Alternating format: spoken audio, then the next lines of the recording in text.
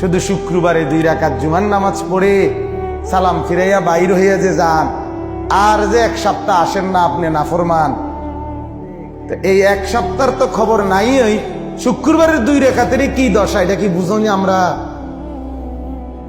আপনি শুক্রবারের 2 রাকাত তো কিচ্ছু হয়েছে না করার দিক, কারণ এই 2 রাকাত গ্রহণ হইলেও তো আসরের নামাজ পড়তে মন চাইতো।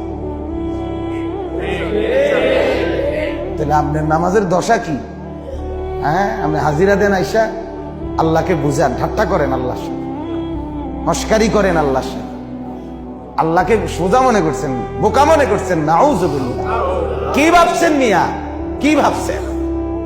কি ভাবছেন? একটা বিল্ডিং এর ঘরে থাকেন, কয়টা টাকা রোজগার করেন, আর এই ফাঙ্গাস তেলাপিয়া ফার্মের মুরকার কক মুরকা দিয়ে ভাত খান, ধন্যপাতা, কাঁচামরিচ, টমাটো, আলুর ভর্তা, এটা দিয়ে নিজেকে খুব বুদ্ধিমান মনে করছেন না? খুব সুখের জিন্দেগি মনে করছেন। বোকার মধ্যে আছেন, বোকার মধ্যে। নাফরমান বোকা থাকে, নাফরমান বেকুব থাকে, নাফরমান অজ্ঞ থাকে, নাফরমান মূর্খ থাকে।